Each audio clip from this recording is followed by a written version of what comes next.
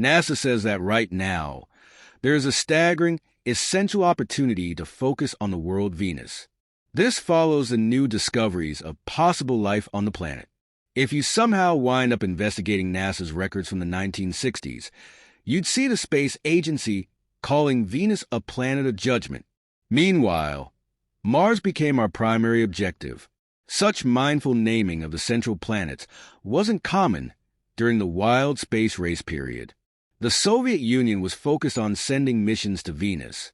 The scorching planet showed virtually no potential for life, yet the Soviet space program didn't decommission the Venera program until the fall of the USSR. Thanks to Neil deGrasse Tyson, we finally understand why. Join us as we examine the declassified photos from Venus taken by the Soviet Union. The fall of the Soviet Union was significant in many ways. Not only did it shift the global direction, but the breakdown of the USSR also opened many secrets. The fact that the Soviets had a deep penchant for maintaining secrets, from running the most subtle intelligence network on the planet to being secretive about their true capabilities, suggests that extraterrestrial contact was one of those secrets. The former superpower holds many untold stories. Before the U.S. outpaced most planetary missions in space, the Soviet Union was leading the charge.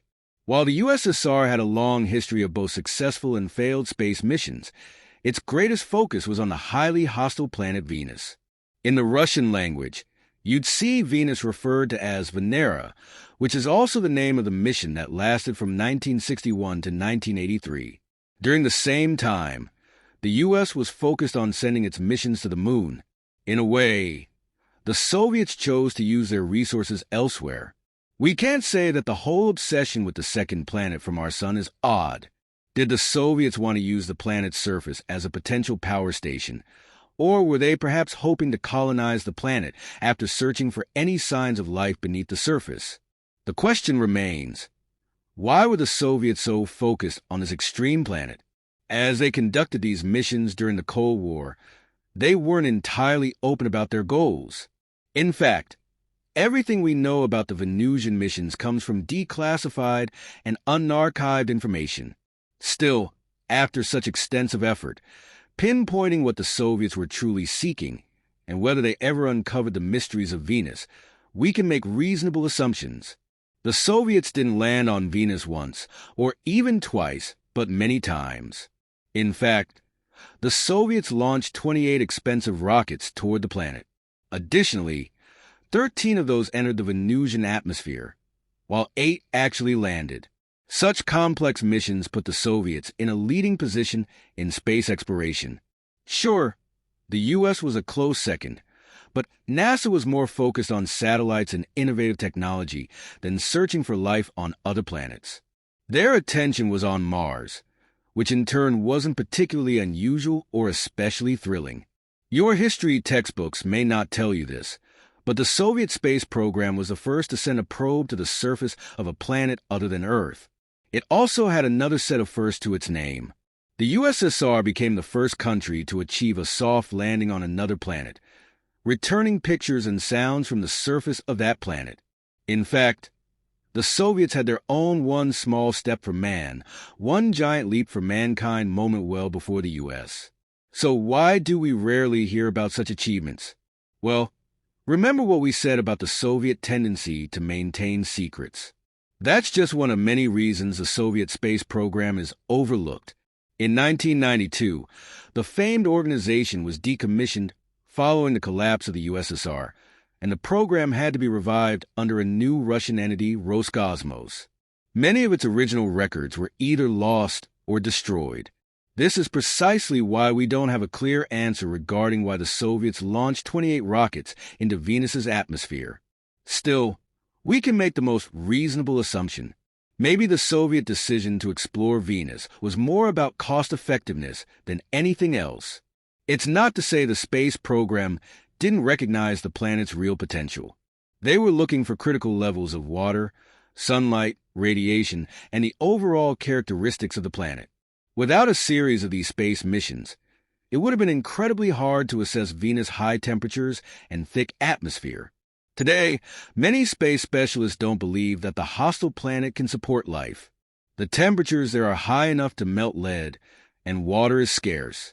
Furthermore, because of its thick atmosphere, the atmospheric pressure on Venus is more than 90 times that of Earth. However, there are still ongoing advancements, and to dismiss the USSR's contribution to the exploration of Venus is to rewrite history. Taking everything into account, Venus was worth investigating. Although focusing on other, more hospitable planets, like Mars, wasn't unthinkable, it was more costly than sending probes to Venus. It all essentially boils down to the distance from Earth to another celestial body. On average, the hostile planet is only 40 million kilometers away from our home, while Mars is an average of 250 million kilometers away.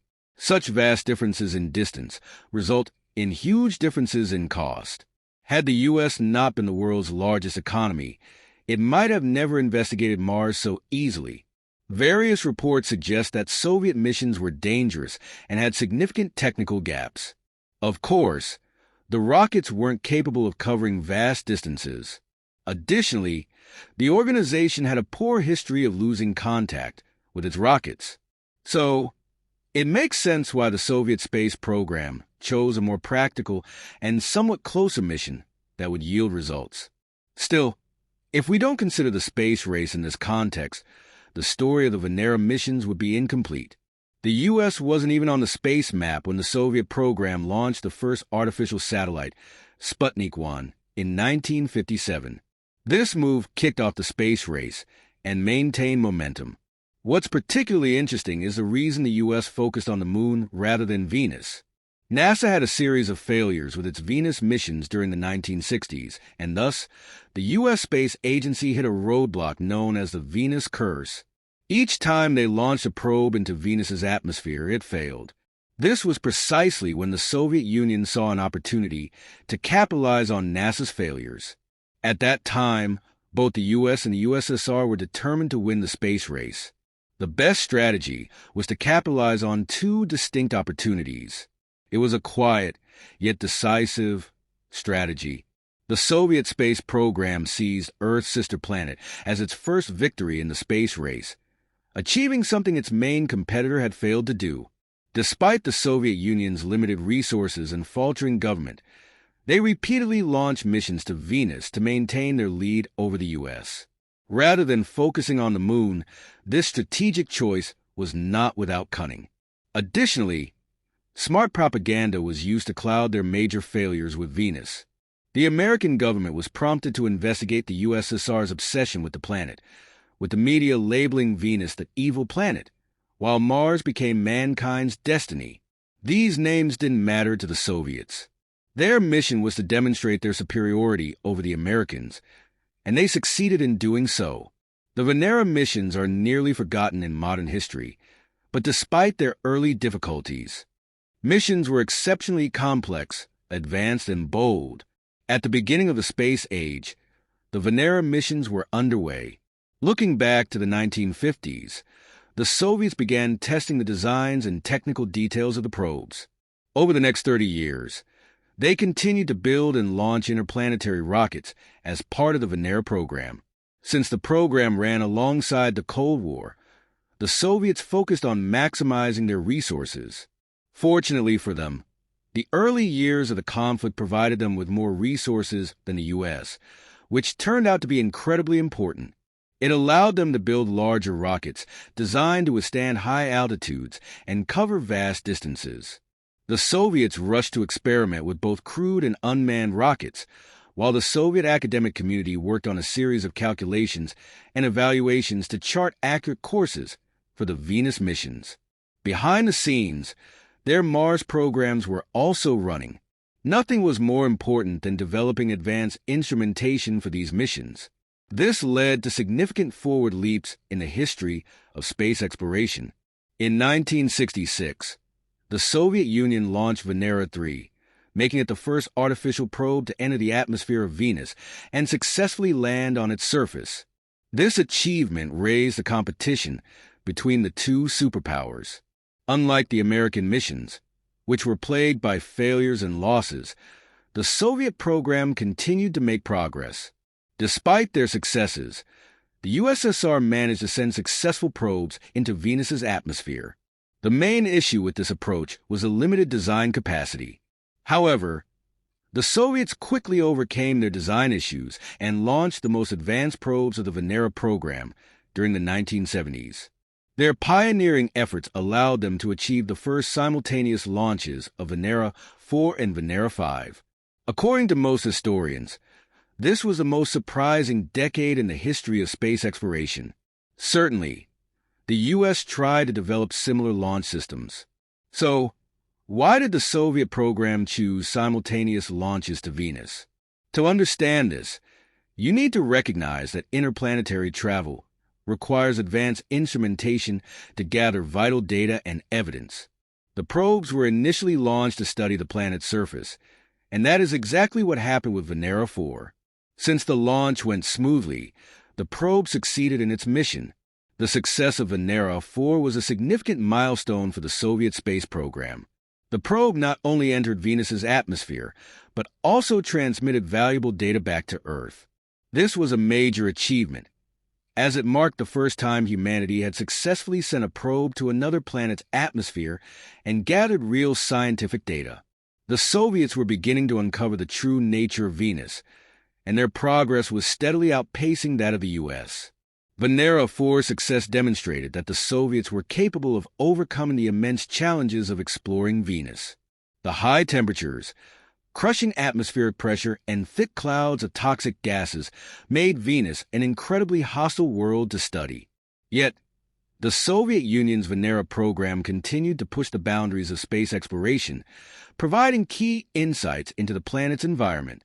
Over the course of the Venera missions, the Soviets would continue to improve the design of their probes, allowing them to land on the surface of Venus and transmit data in real time. By the early 1970s, the Soviet Union had established a strong lead in Venus exploration.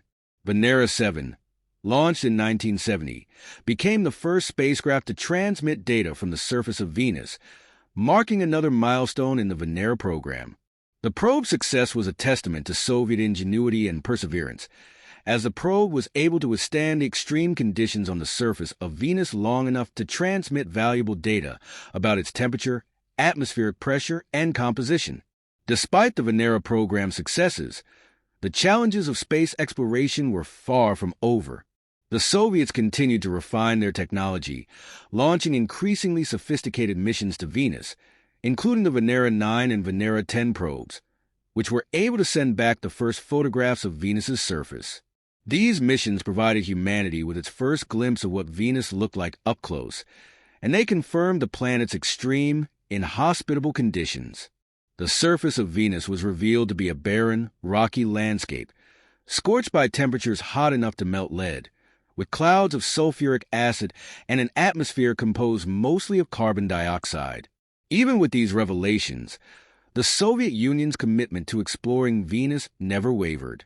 In fact, they launched even more ambitious missions in the late 1970s and early 1980s, continuing to study Venus from every possible angle. Their probes sent back information that helped to shape our understanding of planetary atmospheres, including data about the planet's winds, cloud cover, and surface conditions. The Venera program was an essential part of the early space race and helped lay the groundwork for future exploration of the solar system. However, despite the program's many successes, the Venera missions ultimately faced a significant limitation: the technology of the time. The Soviet probes were not designed to survive for long periods on the surface of Venus. The extreme heat and pressure quickly destroyed the probes after they landed, preventing them from gathering as much data as they might have. But even with these limitations, the Venera program made invaluable contributions to our understanding of Venus and space exploration in general. In the context of the space race, the Soviet Union's focus on Venus was a strategic decision. The U.S., with its own space ambitions, was focused on landing on the moon, and the Soviets saw an opportunity to take the lead in planetary exploration. By sending probes to Venus, the USSR demonstrated that they were capable of exploring the solar system, not just reaching for the stars. The success of the Venera mission showed the world that the Soviet Union was a dominant force in space exploration. In conclusion, the Soviet Union's Venus program was one of the most significant and ambitious space missions of the 20th century. Despite the harsh conditions of Venus and the technological limitations of the time, the Soviets made important contributions to our understanding of the planet and the challenges of space exploration. Their achievements, although overshadowed by the more famous moon landings, were groundbreaking in their own right and remain a testament to Soviet determination and technological expertise.